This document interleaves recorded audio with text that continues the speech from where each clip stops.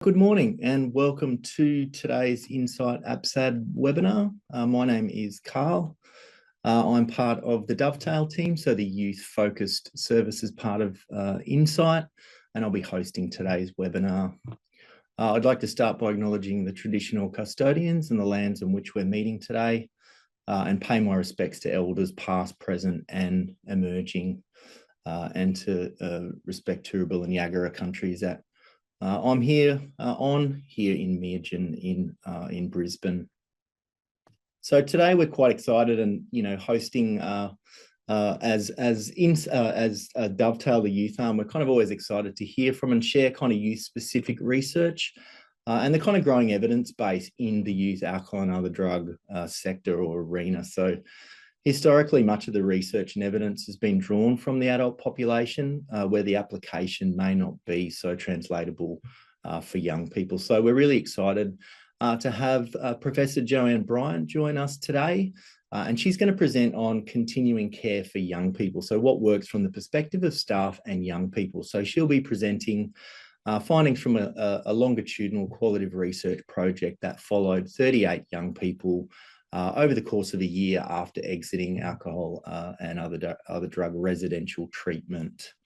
Joanne's a professor of sociology in the School of Social Sciences, Faculty of Arts, Design and Architecture at the University of New South Wales.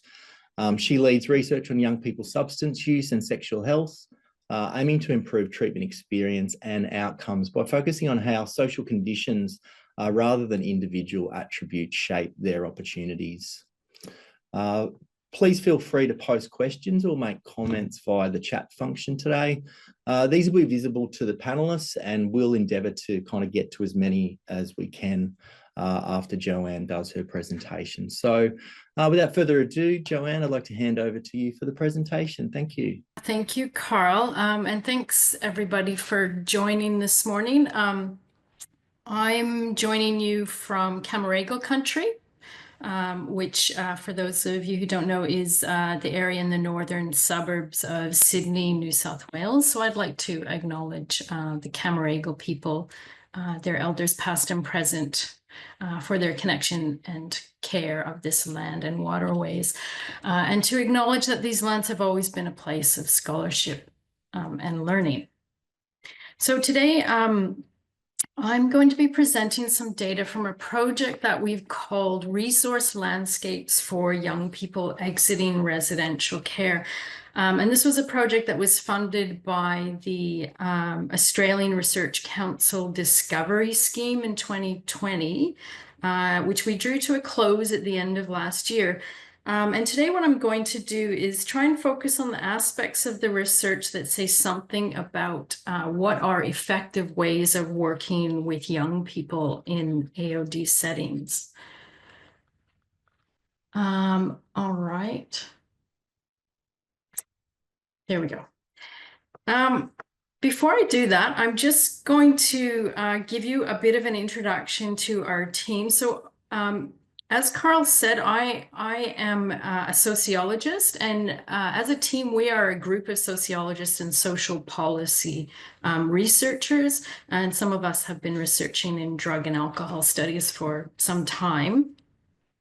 And the project was led by me at UNSW and Professor Sarah McLean at La Trobe, along with this very talented team, Gabe Caluzzi, Rebecca Gray, Jen Scatterbull, and Professor Joanne Neal from King's College London, and some of you might know of Joe's work.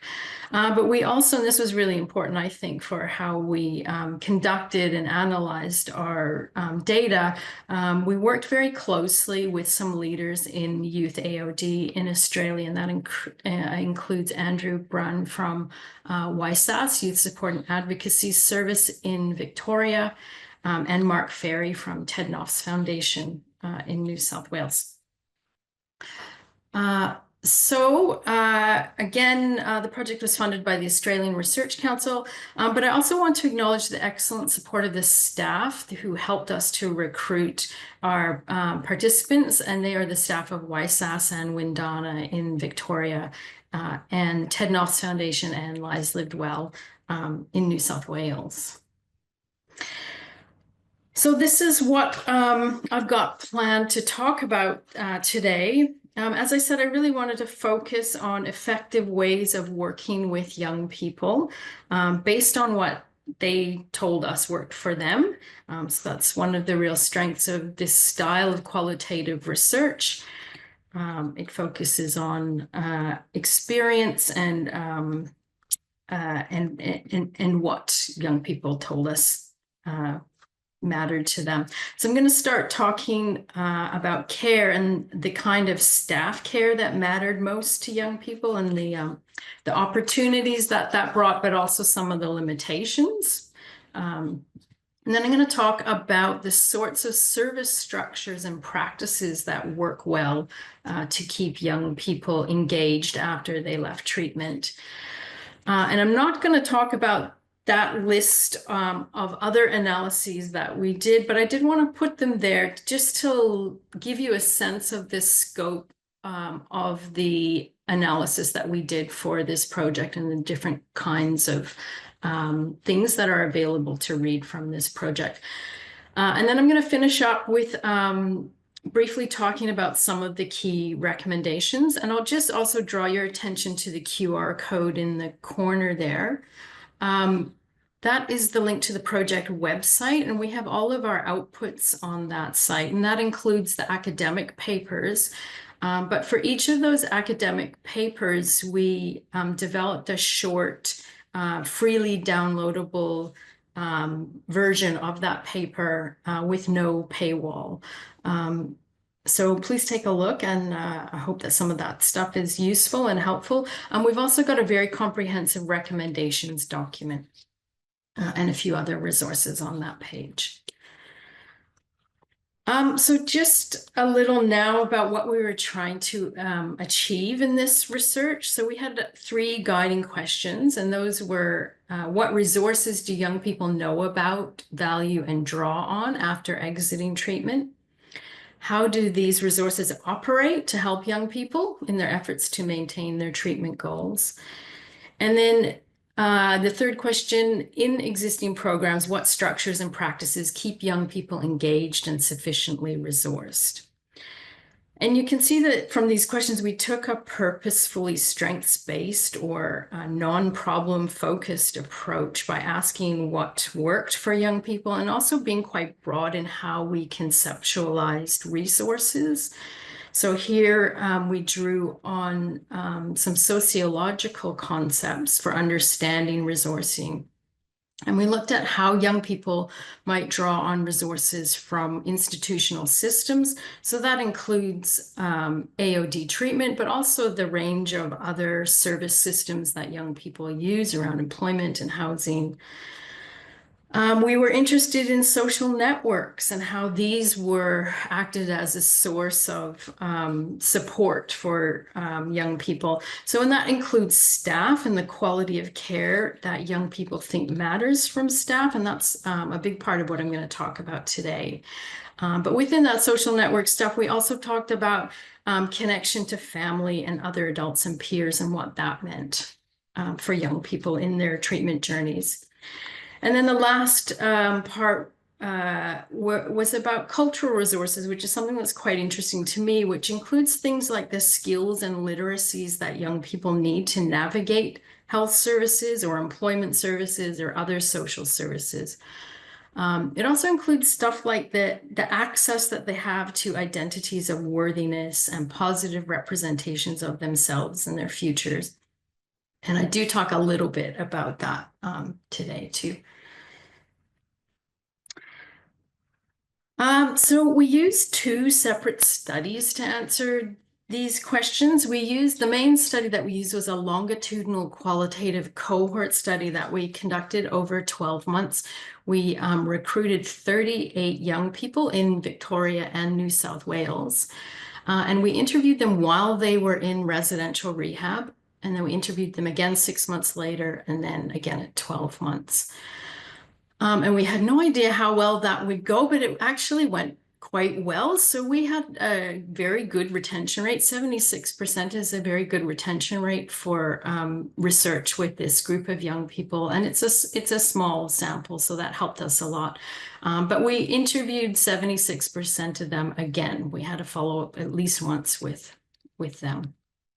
And you can see that they were quite young. They're age 16 to 23. And then we used a second smaller case study that used in-depth interviews. And that was a case study of the CALM program that's run by NOF's Foundation in New South Wales. So that's the Continuing Adolescent Life Management Program. And I'm going to talk about that today too. Okay, so this is the first bit of data that I'm going to talk in detail about. And this is an analysis by Gabe Caluzzi, where we looked at what young people said about the care they received from staff, how it was delivered, and what they valued about it. And just going back to this slide, so for this analysis, we used the longitudinal data, which was really important. It allowed us to look at not only what forms of care mattered most to young people, but how that changed over the 12 months that we talked with them. So this is just a little bit of framing for this analysis. So we used an ethics of care framework, and this is a framework that's developed by feminist scholars in the 80s and 90s as a way to emphasize the importance of and the ethical ramifications of care practices.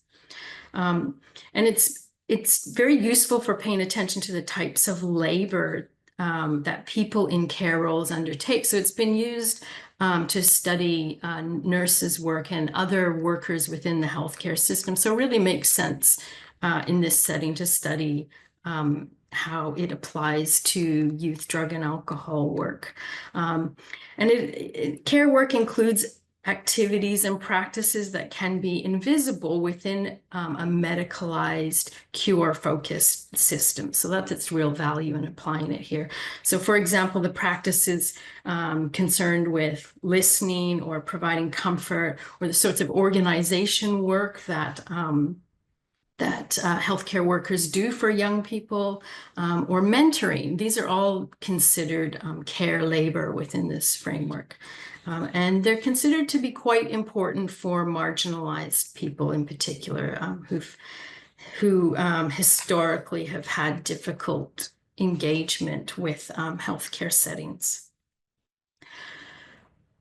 So these are the findings, and we divided them into two main categories. We wanted to look at the kinds of opportunities that were enabled through care by staff, and then the limits to the kind of care that staff could provide to clients, which of course there are. And I'll just talk a little bit about each one of those now. All right, so young people identified how caring relationships with staff were helpful in challenging some of the negative or stigmatizing views that they held about drug and alcohol use and substance use, and as well as deconstructing some of the stigma around getting help for drug and alcohol use, or getting treatment for it. So for example, staff gave young people practical advice on how to reduce harm associated with substance use, or staff shared their own experiences with drug and alcohol use. And this helped young people to see that drug and alcohol services were a support service rather than just a medical treatment service. And so Roman gets at this a bit in his quote, where he described how he viewed youth AOD as a source of support and not just a treatment facility. He said they're here helping out people, not just people reaching out for help because there's something wrong. So young people also told us that care from staff helped them to think positively about themselves, enabling a better self-regard and well-being. So young people talked about staff taking time to listen and teach self-care skills to them, and this was quite important for this group.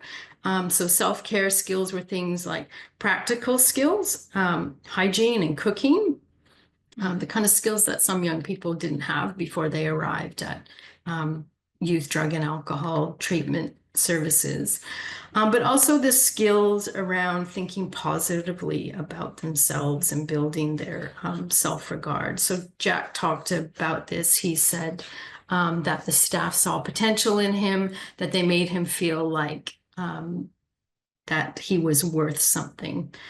So this attentiveness went beyond care as usual. It showed that the staff both cared about Jack's situation, but also genuinely paid attention to his needs and cared for him as a person. So this is a really important one. I think young people talked a lot about respect. Respect was important to them. And when staff demonstrated respect for them, this modeled and enabled mutually respectful relationships.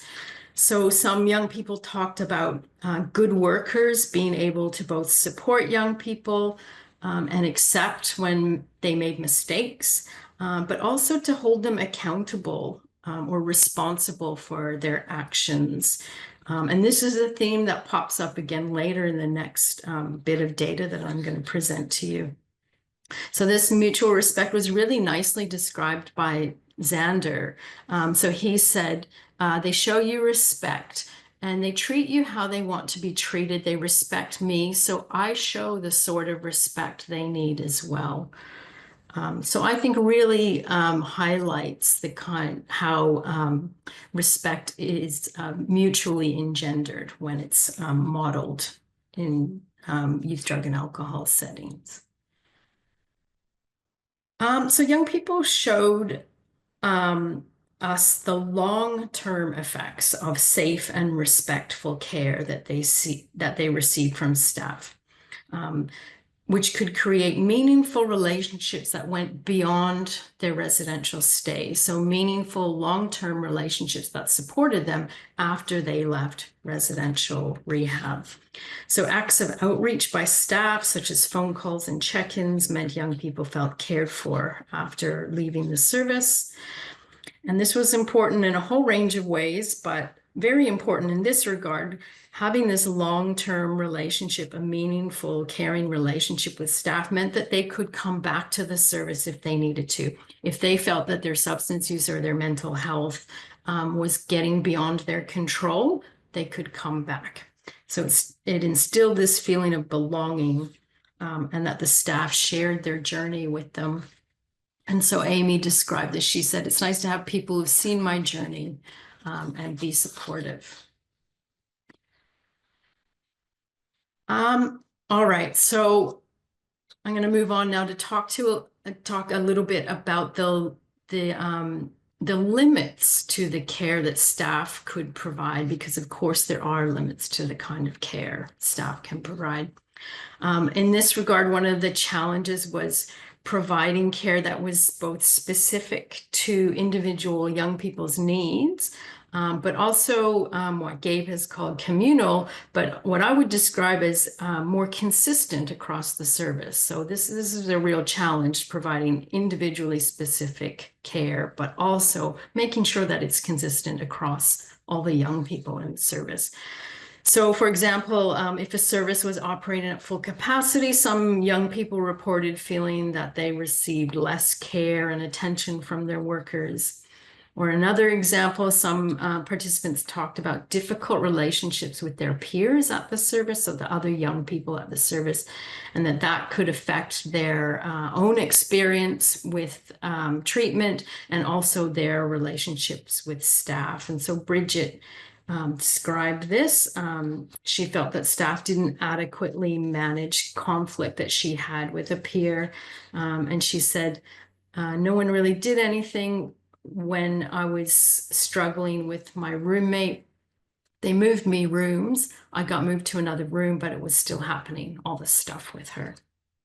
So here we can see limits to what workers can do in managing conflicting care needs of young people.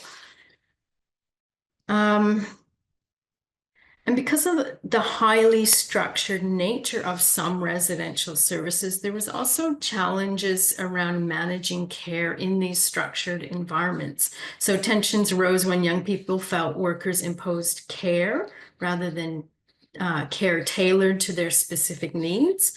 So some young people talked about how rules and expectations at the service diminished their autonomy, which had knock-on effects for how they felt about staff and their relationships with staff. So Clark says this, he said, they treat us like adults sometimes, like in paying rent and shit, and then treat us like kids at other times. So this highlights some of the challenges to providing care when young people feel they have to be both responsible and compliant. And finally, the care that staff offered was, of course, limited by the fact that young people left Resi Rehab at some point, that they transitioned out of the service. So young people felt uncertain about this, about how these meaningful relationships with staff could be maintained when they exited residential services. And some talked about how they were disappointed if the follow-up care was not maintained or if the follow-up care didn't meet their expectations. And this could be, these sorts of transitions out of the service could be particularly difficult if young people felt coerced or rushed to leave the service. So Emily, who was about to leave rehab when we first spoke to her, she describes this feeling. She says, you can't just grab someone from here, give them all this care, and then throw them out into this whole other space. So most young people that we interviewed felt supported when they left Resi Rehab, and that is because the services that we recruited from had transitional arrangements for them. But it does show how integrating care ethics is important to ensure care is transferred rather than suddenly ended in the way that Emily worries about in this quote. So just a bit of summary about what I've just talked about before we move on to the next bit of data that I'll present to you. So staff care took a range of forms with a lot of positive effects. So good staff care helped young people to think differently about themselves and their substance use. It permitted them to feel worthy of care. It also modeled respectful relationships. And this one is really important, I think. When this sort of care is done well, it establishes a relationship that could be long-term and support young people as they transition out of treatment and in their journeys beyond residential rehab. But as we've shown, there are some limits to the care that is possible. This is especially true in a shared living environment with multiple young people with sometimes conflicting needs. And also where there was a need to offer a consistency of care across the service to all of the young people in the service. So these descriptions of what care meant to young people shows how curing stands in contrast to caring, because caring engenders the possibility of a long-term engagement or a long-term caring relationship with staff. And this is really relevant to young people who might spend months or sometimes years using drug and alcohol services. So it really highlights the need to rethink overly medicalized approaches to working with young people and makes the case for models of continuous coordinated care to support young people on their journeys. And that brings me to the next analysis that I'm going to present to you today. And this analysis looks at the question of what continuing care for young people might look like. And in particular, sort of tries to whittle down to what program structures and program practices work from the perspective of staff and young people. And this is a paper that was led by Max Hopwood at UNSW together with our team. So again, what I've just described, what we really wanted to look at in this analysis is what program structures, mechanisms, and practices work to keep young people engaged and sufficiently resourced after they leave residential treatment. So focusing on the program features and its capacity to engage and support young people rather than on a young person's capacity to stay engaged. So it's kind of flipping the lens a little bit here. And I'll just go back to this method slide. So the data I'm presenting comes from this smaller study. So this was the case study where we conducted qualitative interviews with staff and clients of the NOFS Foundation COM program, the Continuing Adolescent Life Management Program. And clients of that program are, as you would expect, young. They're aged 13 to 18. And the program involves daily, weekly, monthly, or occasional contact, depending on what the client wants or needs. And this ongoing contact allows continuing assessment of clients' needs and their risks as they progress after residential rehab. And there's a purposeful focus on engagement in this program. So to link young people back into residential rehab if they need to or if they want to, or to link them into other support services depending on what they require at the time. So we wanted to ask staff and clients what program mechanisms and practices work to keep young people sufficiently engaged. So this meant that we asked clients about the most helpful program features from their perspective and how they used the program. And then we asked staff about their perceived goals of the program, the mechanisms through which it was thought to address young people's needs, how the program acts differently for different young people, and some things about the historical, political context, the funding arrangements of the program. So our analysis identified 5 main program mechanisms that were thought to support young people in their post-treatment journeys. And these were person-centered counseling approaches, staff-client relationship stability. So again, this idea of long-term caring relationships comes up in this analysis as well. Safety and inclusion's obviously always important.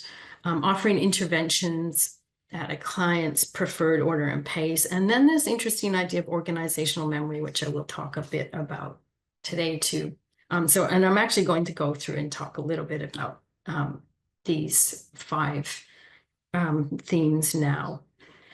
So both clients and staff talked about counseling approaches or counseling styles. So staff talked about the use of unconditional positive regard in their interactions and communications with young people.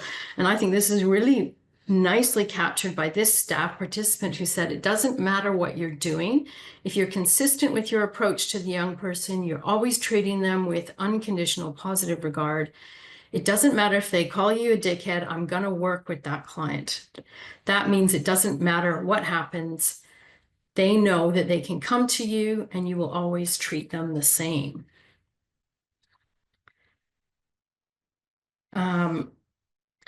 One of the outcomes of this unconditional positive approach to communicating with young clients was that it built relationship stability. And this was viewed by both staff and clients as an essential program mechanism. So stable staff-client relationships were considered a few things. We asked staff what they thought and young people what they thought counted as a good staff-client relationship. And they told us that it was established quickly, that it enacted a straight-up, plain and understandable style while also defining and maintaining professional boundaries. So again, this issue that we saw in the last analysis around having clear boundaries to what sort of care can be provided. That good staff-client relationships modeled positive, consistent, dependable adult interactions, and where staff enacted qualities of dependability, care, discretion, positivity. And in fact, clients told us that their best caseworkers were those who had these features, but that they were also good listeners, that they were hardy, they were conciliatory, and this one I really loved. They were undeterred, and I think any youth workers joining today will understand what that means. And I'll just read this one quote by one of our staff participants, who I think just really had a lovely way of describing this. They said, our staff have got fantastic ability to be very straight up with them. They've got good boundaries, not afraid to just pull them up and tell them what they think, which the young people actually really appreciate. If you're very straightforward with the young person, that's the way they prefer it. They feel safe because they grow up with people that they're really not sure what they're thinking and what's going to happen next. Okay, so the third mechanism that we identified that was viewed as essential to working well with young people after exiting Resi rehab was this feature of safety and inclusion. So both staff and clients viewed this as important. Ideally, staff wanted a program that was accessible and felt safe for all young people. Inclusive practices were reported to be things like challenging instances of casual homophobia, referring clients to culturally specific programs where appropriate, collaborating with workers from regional areas to support clients who return home to these areas after they leave Resi Rehab. But there was awareness among most staff that most of the staff in programs like this were from dominant cultural and other backgrounds, and that this was a challenge across the sector. So staff coordinated a variety of services and programs that were delivered at a client's preferred order and pace. So this included education and training opportunities. Housing assistance was often really important for these young people, employment and social connection initiatives. So some features of this ordering were that the objective is to build tangible skills aligned with what young people themselves want for their future, and to sort of instill a sense of hope and optimism for the future. And staff worked very hard to address service fragmentation. So they drew on extensive networks to ensure opportunities were delivered at the preferred pace and order of their clients. And you can see from the quotes that the staff emphasized long-term goals and tried to coordinate service provision in line with young people's goals. And one of the young clients described this really well. They said, the comm team really tried to get me engaged on the things I wanted to do in life. That's the only reason I have the life I have now, is because they helped me to sort out the kind of world I wanted to put myself in. And my caseworker got me enrolled in TAPE. So this reference is really lovely, I think. When they refer to the kind of world I want to put myself in, it reveals how the staff work on long-term goals and the specific desired futures of each young person individually. So this is the last main theme of this analysis, and one that I think is perhaps one of the most interesting. The final program mechanism we identified was this idea of organizational memory. And by this, we mean the accumulated expertise and experience of management and other staff that influence their everyday workplace decisions and practices. So this includes things like the values that they bring to the work, the ideologies and their practices. And it was referred to by some staff participants as the way we do things here. So some of the ways that organizational memory was achieved was through training and mentoring caseworkers. Was achieved when management acknowledged the stressful nature of the work, but organizational memory could be threatened by complicated funding arrangements that are susceptible to reductions and frequent external policy changes, which could increase caseload and could create staff shortages. So having good organizational memory created a sense of continuity and safety for clients. It was really important for the quality of care that clients received. Organizational memory ensured that there was consistency and that young people didn't have to tell their story over and over again. And this is something that the research on young people with multiple disadvantages, which is this group of young people that we are studying.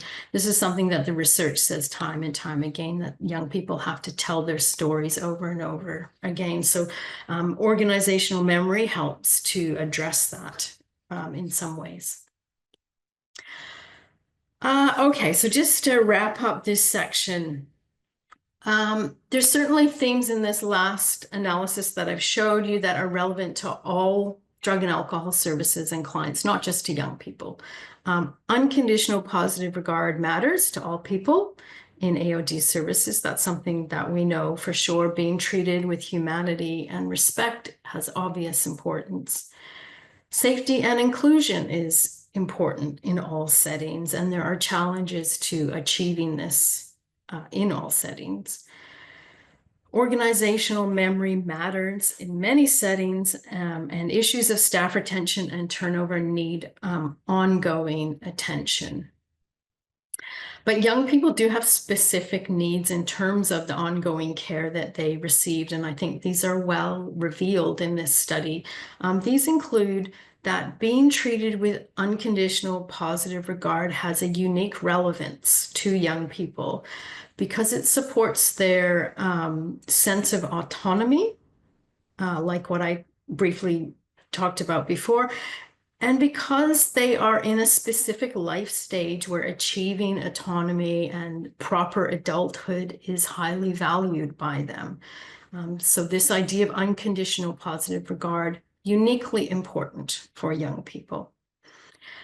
And also for this group, providing opportunities to build dependable relationships with adults is really crucial because most clients have not had access to this in the past.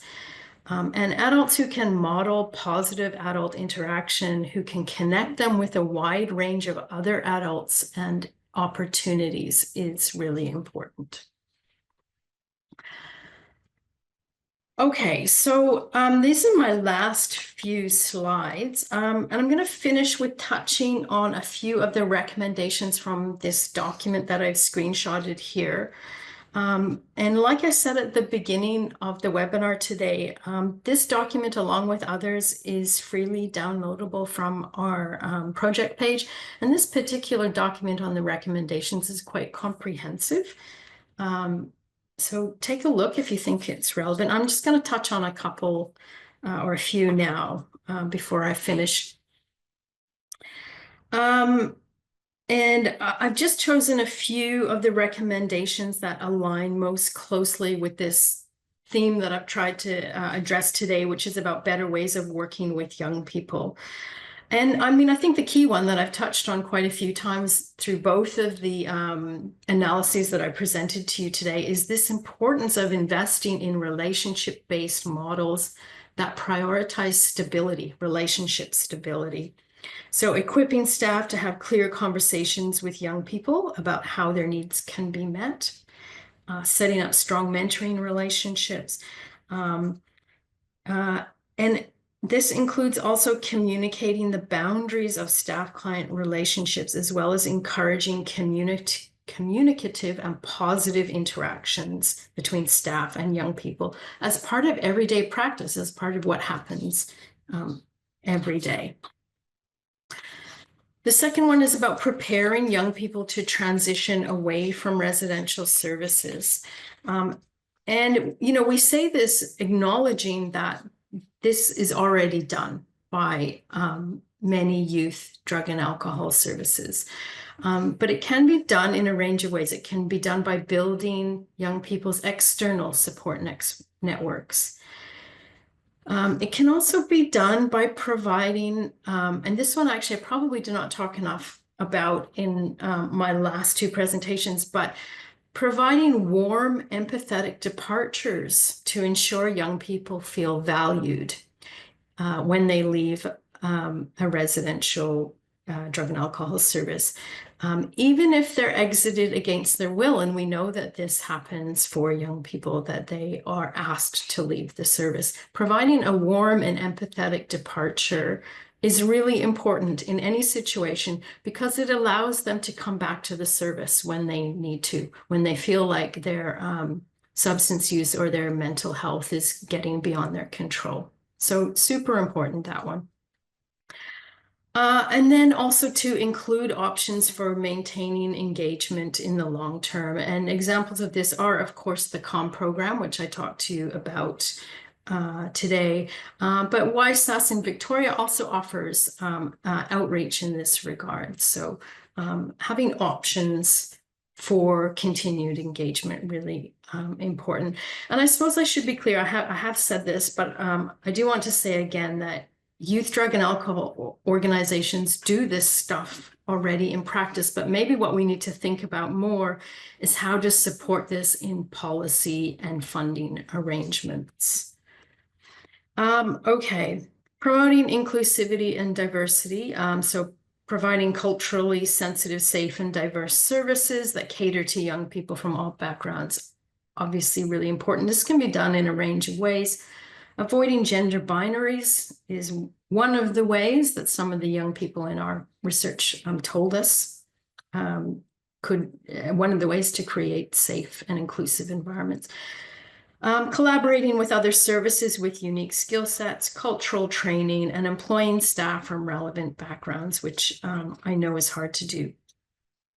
And then this final one around maintaining organizational memory through activities like staff mentoring and professional development, finding ways to preserve institutional or organizational knowledge, for example, through creative ways of record keeping, continuing to address funding challenges, at least those that are within the power of services.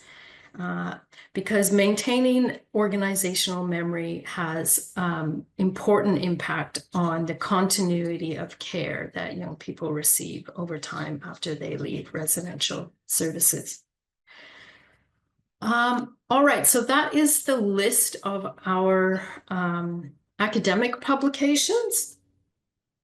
But what I do want to point you to again is that for each of these papers, we have drafted a short overview.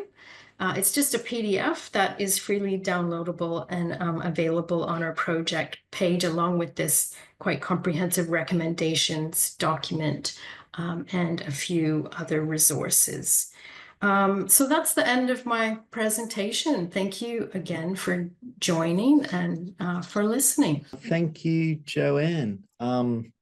Yeah, I'm sure many people on the call or in the webinar can really relate to the strength of the qualitative research. You know, we can see the young people's voices and the young people that we work with in this research, which is fantastic, and I guess also the nitty-gritty nature of practice, you know, including the limitations, but you know, within our experience as practitioners, you know, unconditional positive regard and demonstrating and modeling positive relationships, you know, being a core part of our work, but to see it kind of, you know, reflected back to us in a really thorough way is, yeah, it's really, really awesome. There's a few questions that have come through, or there's one particularly which I'll just come back to. And it's about, do you think it's beneficial to young people to have this kind of follow-up or continuity of care in community AOD services as well as AOD residential treatment?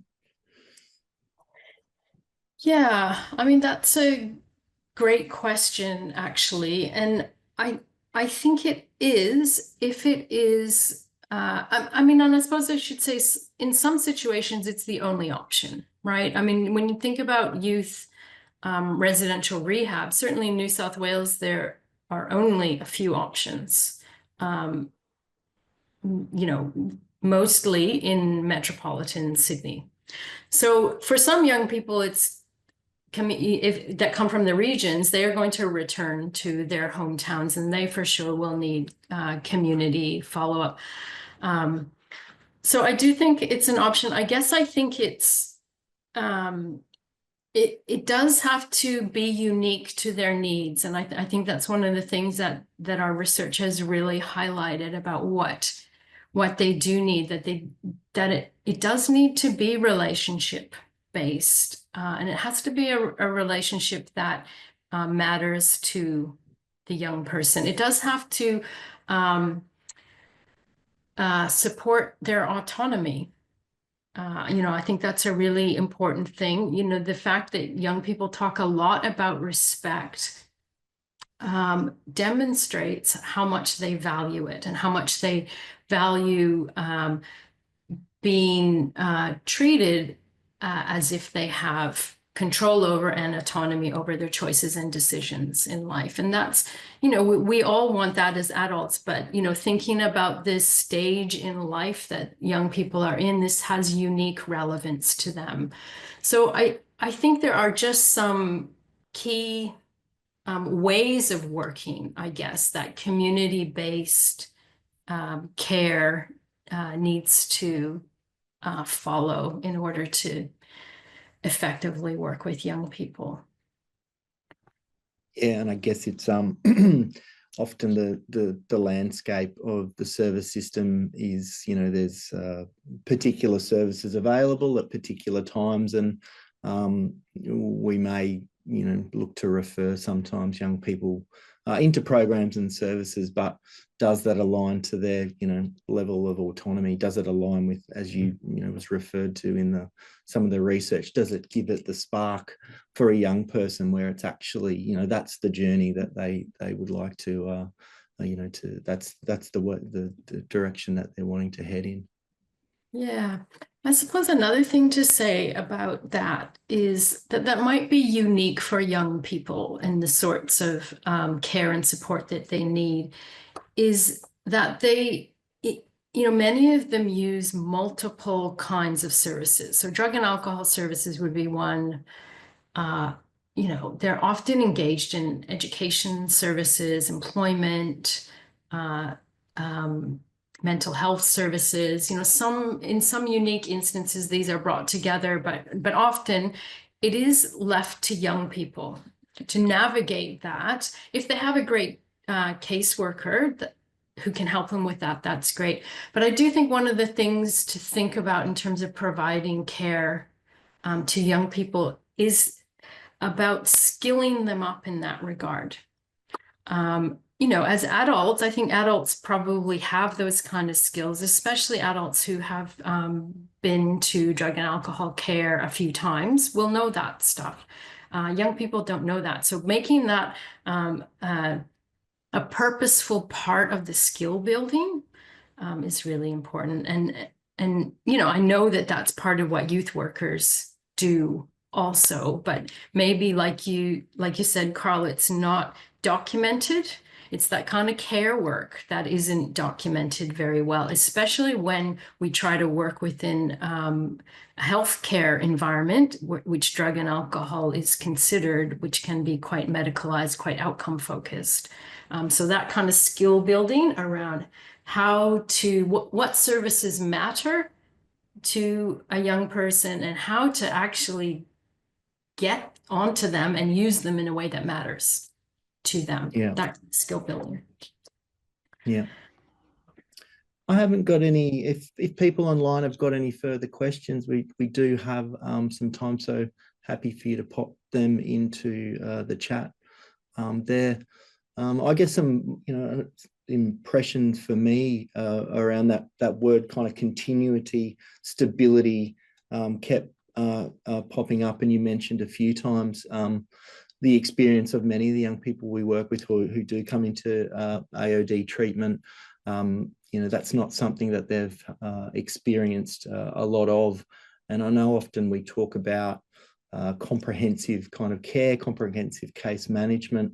I wonder how often we really think about, the continuous and the kind of medium to long term. We're often working environments where young people are kind of, we experience them being in crisis so often, and that would include also the workforce turning over so often. So yeah, I guess that was an impression that was left for me, is the focus on continuous, and where are we heading with the stability or supporting stability, which for those young people, you mentioned as well, when we focus on the social factors or the structures in the environment, we place some responsibility on the service system for providing those enabling environments to support young people to be supported to develop the skills and abilities to be able to then be autonomous and go through that transition to adulthood.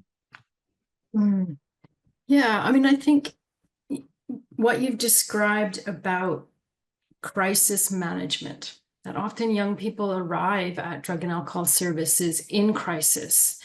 And because we work in this medicalized system, I mean, this is the sociologist part of me, a medicalized approach to managing the crisis is to provide treatment in a particular order, in order to achieve a particular outcome, which is reductions in substance use.